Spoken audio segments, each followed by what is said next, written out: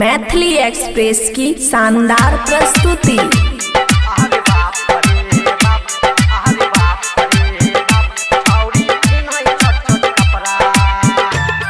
खुशी recording studio बलुआहा।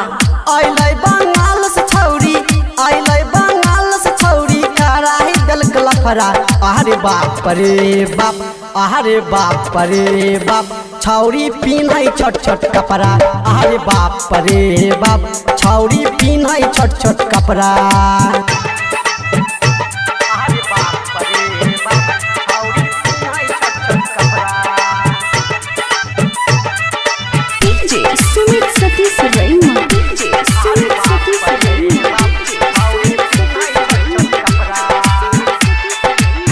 नाचै छही गे छौरी रनियो से सुपर, चढ़ जैतौ छौरा यो साटे के ऊपर।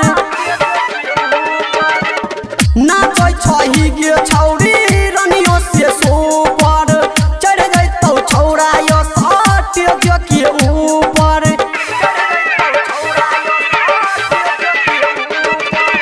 केतनो जे कमर हिलैबी, केतनो जे कमर हिलैबी, छोरा तौ न छोरा। अरे बाप रे बाप, अरे बाप रे बाप, छौरी पिन्है छोट छोट कपड़ा। अरे बाप रे बाप, छौरी पिन्है छोट छोट कपड़ा।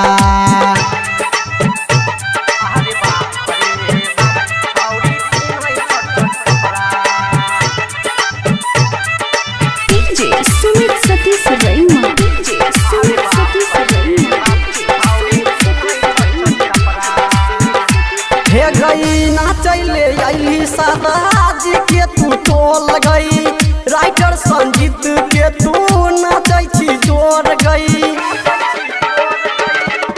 नाचैले अली सादाज के तू टोल गई, छौरा की स्वरा बाके नाचै छी जोर गई।